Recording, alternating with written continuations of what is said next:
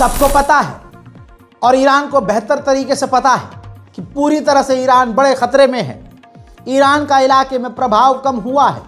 Iran के समर्थक ग्रुपों की कमर टूट चुकी है। ईरान बुरी तरह से खतरे में है। अमेरिका और इजराइल लगातार प्लानिंग कर रहे हैं कि ईरान पर हमला किया जाए। ऐसे में ईरान के विदेश मंत्री ने इंटरनेशनल मीडिया को लाइव इंटरव्यू में क्लियर कह दिया है कि हमारी तैयारी पूरी है, हम जंग के लिए तैयार हैं और इजराइल के किसी भी अटैक का मुंहतोड़ जवाब देने के लिए तैयार हैं। और उन्होंने ये भी कह दिया कि हमारी तैयारियां लगभग पूरी हो चुकी हैं।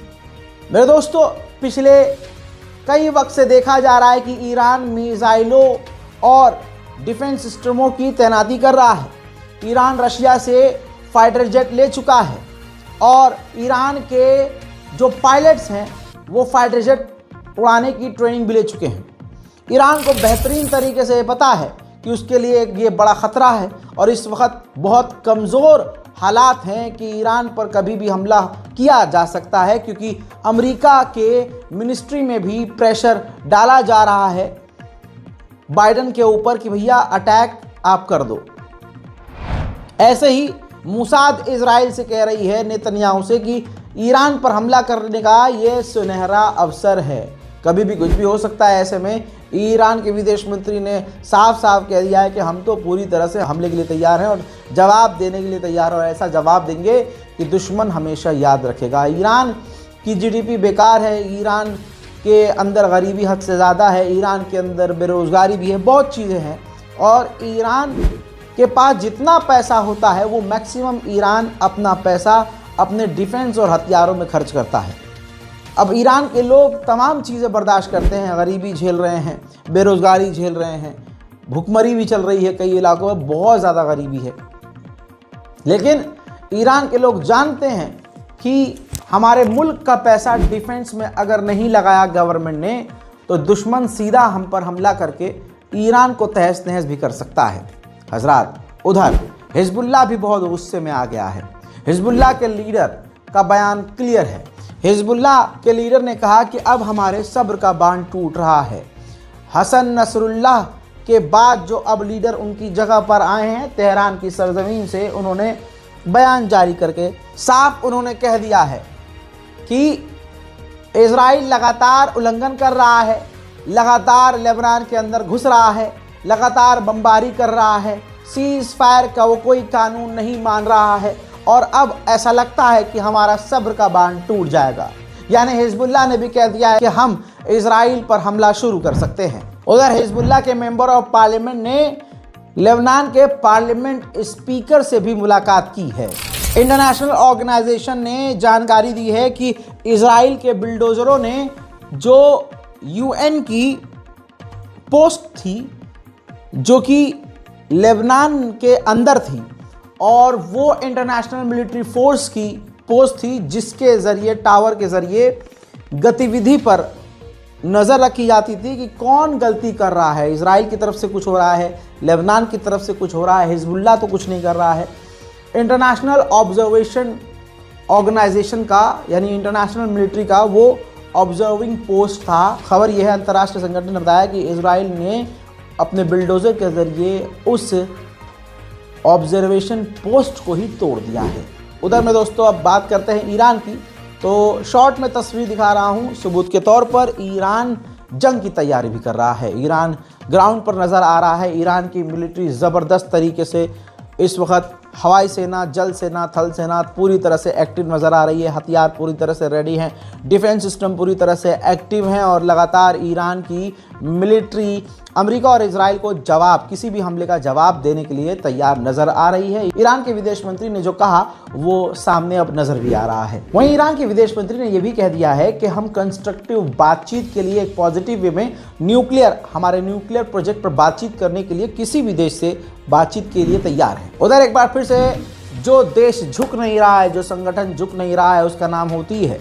हूती संगठन ने एक बार फिर से इजराइल के ऊपर कई सारी मिसाइलें दाग दी हैं, जिसके बाद इजराइल ने पूरी ताकत का इस्तेमाल करके उन मिसाइलों को मोटा पैसा खर्च करके रोकने की कोशिश की है। देखिए, איך אין פטריות? תכף ייפול פה בנתניה.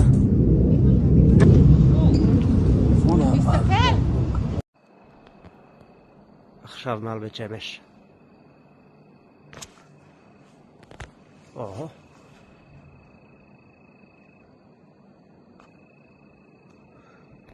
ठीक इसी तरह से गाजा की तरफ से भी इजराइल के ऊपर रॉकेट दागा गया, जिसे इजराइल ने अपने डिफेंस सिस्टम के जरिए रोक लिया।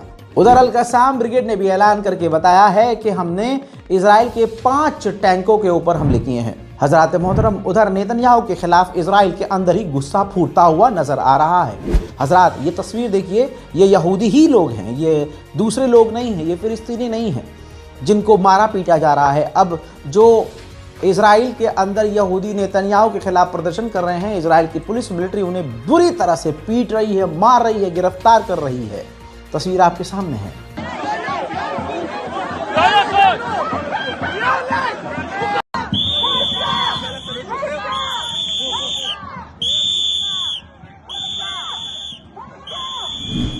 हजरात, उधर हमास ने एक इजरायली कैदी का वीडियो जारी करके सबूत दिया कि हमारे पास एक कैदी कंफर्म जिंदा है और इसके साथ और भी कई कैदी हैं।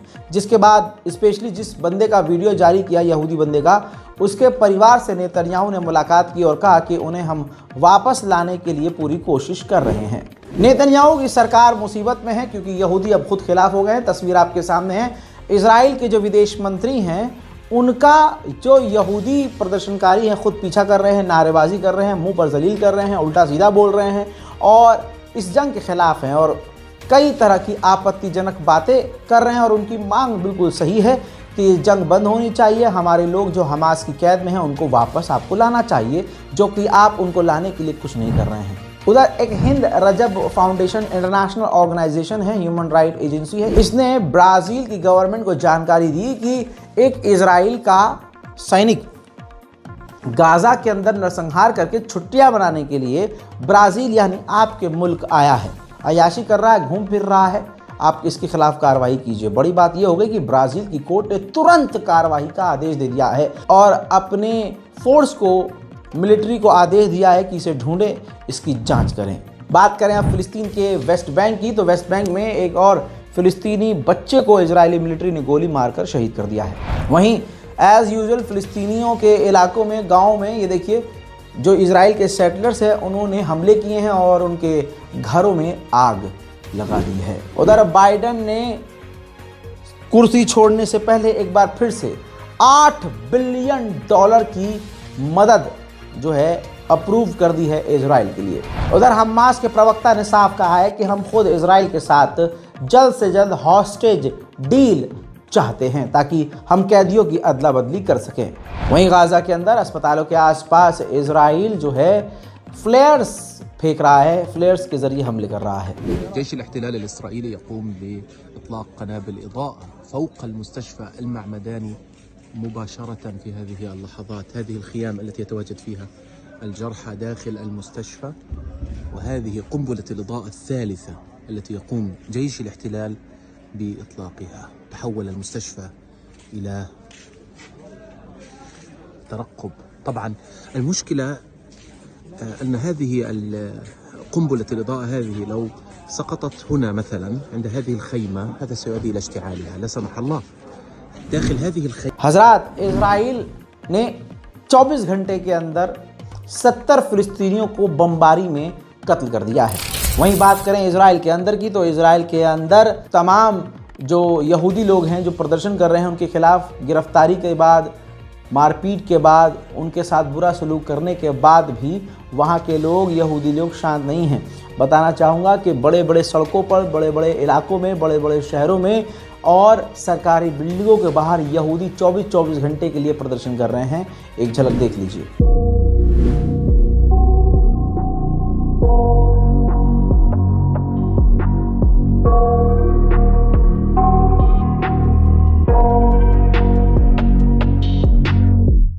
I got nightmares in my head, I fear that the thoughts build up until I can't hear, that my mind fills up into a creature and it haunts। ठीक इसी तरह से दोस्तों, जो यहूदी समुदाय अमेरिका में रहते हैं उसके जो वो ज्यूस जो धार्मिक बहुत एक्सट्रीम लेवल के धार्मिक ज्यूस हैं, वो फिलिस्तीनियों के लिए मांग कर रहे हैं कि फिलिस्तीनियों पर जुल्म ना किया जाए।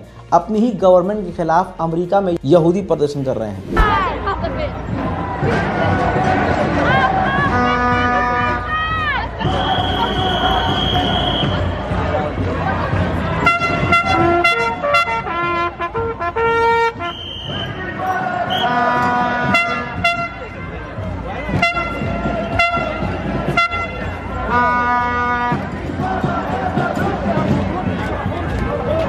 उधर बहरीन के मुसलमान भी सड़कों पर उतर आए हैं और लगातार फिलिस्तीन के समर्थन में प्रदर्शन कर रहे हैं।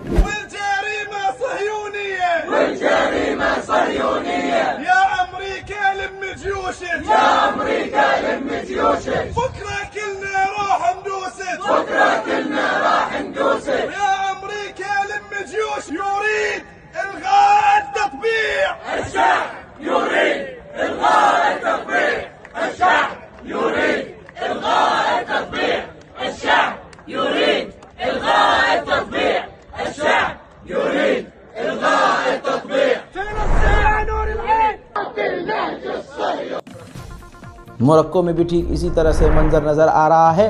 मोरक्को के लोग सड़कों पर फिलिस्तीन के लिए उतरे हुए हैं।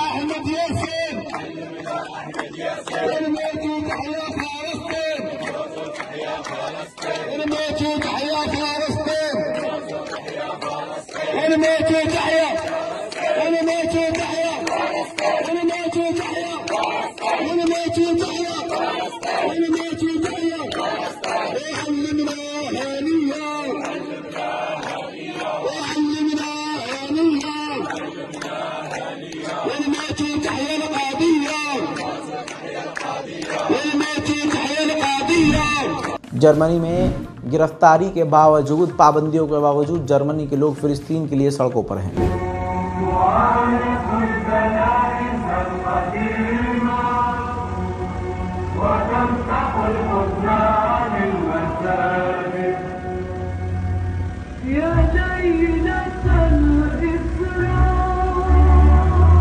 ऑस्ट्रेलिया के अंदर जबरदस्त प्रदर्शन फिलिस्तीन के लिए जारी है।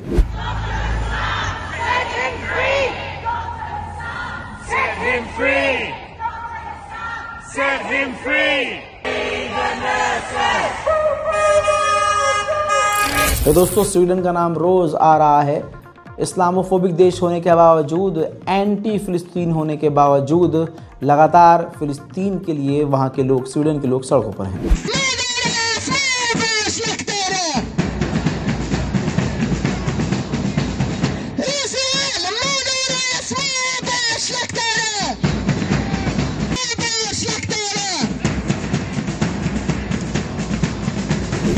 मेरे दोस्तों, खबर ये चल रही है अब वेस्ट में कि जब डोनाल्ड ट्रंप सीट संभालेंगे और बाइडेन के जाते और ट्रंप के आते ही थोड़ी बहुत मदद गाजा के अंदर जो इजराइल जाने भी दे रहा है, वो मदद पूरी तरह से बंद करवा दी जाएगी। अब एक छोटा सा कुछ अपडेट ब्रेकिंग न्यूज़ के तौर पर मैं सीरिया से आपको दे दूं। ये तस्वीर देखिए, सीरिया के अंदर पीकेके के ठिकानों पर तुर्की ने F-16 फाइटर जेट का इस्तेमाल करके एयर स्ट्राइक कर दिया है। दर्जनों पीकेके के लड़ाकों को कत्ल कर दिया है। 13 साल बाद कतर एयरवेज सीरिया के लिए फिर से शुरू होने वाली है भारी मात्रा में। उधर सऊदी अरब, ये तस्वीर देखिए, सऊदी अरब जमीनी रास्ते से सीरिया को रोज मदद भेज रहा है। सीरिया और लेबनान के बीच झड़प की खबरें कल आ रही थी और मैंने आपको दिखाया भी था। अब सीरिया की जो मिनिस्ट्री है, नई जो सरकार है, उन्होंने बात की है लेबनान के गवर्नमेंट से और शांति की बात की गई है। उधर में दोस्तों, ये सीरिया से एक्सक्लूसिव तस्वीरें आई हैं। बशर अल असद के समर्थक, उनके खानदान और उनके सपोर्टर्स के घरों पर रेड किया जा रहा है, उनको गिरफ्तार किया जा रहा है। उधर इजिप्ट ने भी सीरिया को 15 टन की मदद भेजी है। मिडिल ईस्ट में रशिया पूरी तरह से अब कमज़ोर पड़ता हुआ नजर आ रहा है। सीरिया के अंदर, क्योंकि उसके बेस अब लगभग बंद हो चुके हैं, तो सीरिया के आसपास के समुद्री इलाके में जो वो अपनी सबमरीन से गश्त करता था, उसने अपनी सबमरीन को भी वापस बुला लिया है।